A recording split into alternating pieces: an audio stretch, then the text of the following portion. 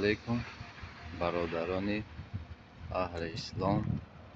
در امورسکی област северный میگن اینجا بهار سر شد.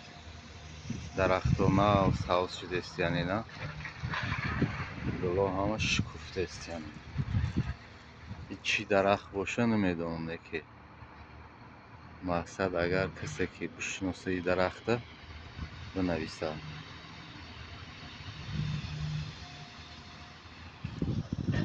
باز این پیش نشون میده بچه ها، کسی بشناسه درخت مرحمت بنویسه در کامنتاری.